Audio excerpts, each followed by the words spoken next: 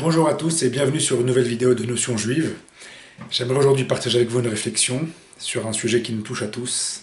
Quand je dis tous, c'est tous les êtres humains, l'ensemble de la population mondiale, car il s'agit de la prière. Qu'on soit juif, chrétien, musulman ou athée dans le besoin, on se met tous à prier un jour ou l'autre. Et bien dans la prière, il y a quelque chose qui me semble assez incongru. Car en effet, nous prions celui, le Créateur, qui connaît, sait, celui qui est omniprésent et omnipotent, infini, et on lui demande de changer notre situation actuelle. Et il y a quelque chose qui est assez paradoxal, étant donné que c'est lui que nous prions, donc que nous avons à l'idée qu'il écoute nos prières et qu'il peut réagir à notre demande et l'exaucer. Et dans le même élan, nous savons aussi que c'est lui qui nous a mis, qui est l'auteur de toute réaction, de toute action et de toute cause, car sans quoi nous ne le prierons pas. Donc nous savons que Dieu, d'un côté, est l'auteur de tout, et qu'il nous a précisément mis dans la situation dans laquelle nous sommes, qu'il connaît par avance nos volontés, notre monde intérieur, et nous le prions en lui demandant « Sors-nous de là, s'il te plaît ». Mais étant donné que nous savons que c'est lui qui nous a mis dans cette situation, car dans le cas contraire, nous ne le prierons pas, et qu'il a les moyens de nous en sortir et qu'il ne l'a toujours pas fait. Alors à quoi bon prier? Il s'agit de lui apprendre dans quelle situation nous sommes, de lui faire sentir notre détresse, il le sait bien. Il le sait bien et nous en sommes conscients, car dans le cas contraire, nous ne prierons pas un Dieu qui ne sait pas et qui ne peut pas.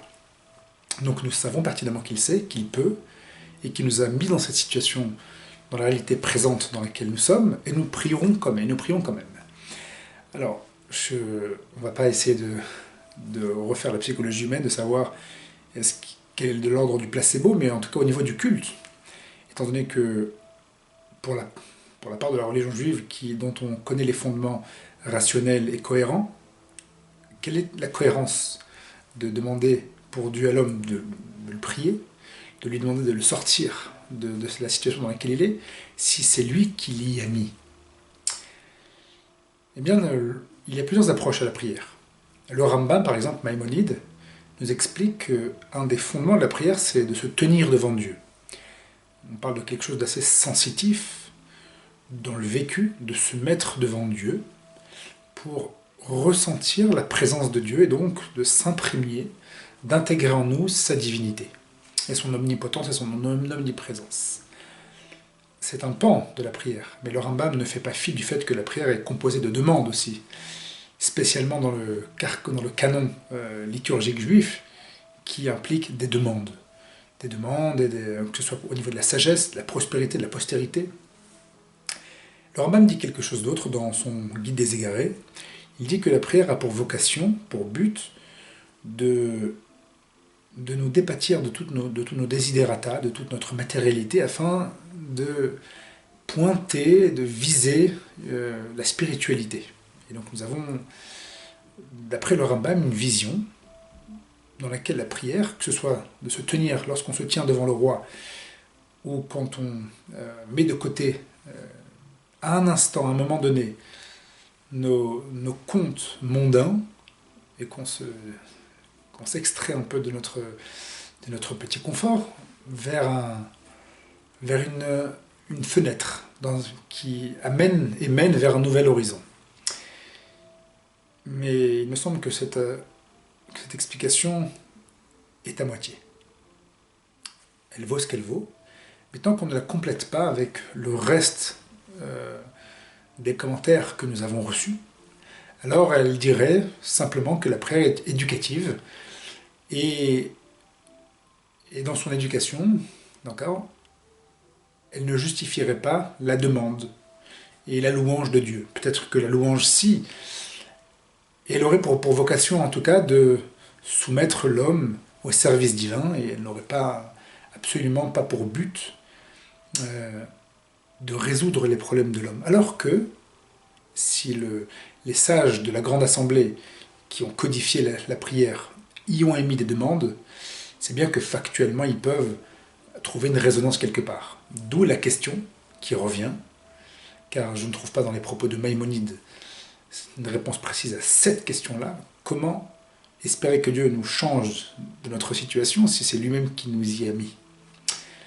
Si le décret du roi a été décrété, comment espérer le braver? Et s'il est bravable, alors en quoi est-il décret? Certains autres commentateurs nous expliquent que la prière, et c'est en cela que je disais que l'explication de Maïmonide est incomplète, mais absolument nécessaire. Certains commentateurs nous disent que la prière a pour vocation de nous imprégner de la divinité, d'où la louange, qui précède la demande, comme le Talmud nous dit, nous le révèle. Alors, on s'imprègne du fait que Dieu est tout-puissant et omnipotent, et à ce moment-là, une fois qu'on s'est consciemment imprégné suffisamment et qu'on a, d'après toute l'ordonnance de la halakha qui nous guide et qui nous apprend pédagogiquement à comment prier, alors nous sommes devenus autres. Notre réceptacle, notre libre arbitre a complètement changé, car nous avons été devant le Maître et nous avons mis de côté tous nos desiderata, et nous avons intégré en nous que Dieu est omniprésent, omnipotent, et nous demandons. Mais lorsque nous demandons, suite à la louange, nous avons déjà changé de niveau. Alors, et c'est là que c'est innovateur, ce qui a été décrété sur l'ancien nous qui prions n'est plus d'actualité pour le nouveau nous qui prions. Et donc à ce moment-là, toutes les demandes peuvent être concédées. En réalité, on n'a pas changé le décret, on a changé la personne sur laquelle le décret a été posé. Nous ne sommes plus les mêmes. Donc l'explication de Maïmonide était nécessaire. Et une fois qu'on a cette explication-là, on comprend pourquoi la prière est répétitive. Car elle implique une discipline méditative, dans laquelle l'homme se mettrait, vers laquelle il reviendrait de manière constante, pour s'imprégner petit à petit et rentrer, façonner les sillons de sa compréhension, de sa sensation, de sa perception du divin, pour comprendre à quel point Dieu peut, Dieu a le pouvoir et la capacité, et en cela, changer, augmenter de niveau. Et une fois qu'on a augmenté de niveau, alors Dieu réalise, peut en tout cas réaliser les demandes que nous lui émettons, car le décret donc n'est pas aboli, mais aussi cela n'entrave plus le libre arbitre de l'homme, qui ne pouvait peut-être pas mériter de recevoir tant d'ouverture et tant d'accès à de nouveaux niveaux sans perturber son libre arbitre, car c'est un grand fondement, qu'il faut que soit dissimule le miracle. Et donc, grâce au fait de prier savamment, intelligemment, en suivant les règles des sages, nous abolissons indirectement un décret, en cela que nous nous élevons. Et puisque nous nous élevons, le décret n'est plus décrété, nous pouvons à nouveau demander des requêtes à Dieu qui est toujours là, en Père bienveillant, tout-puissant et omnipotent, à les réaliser.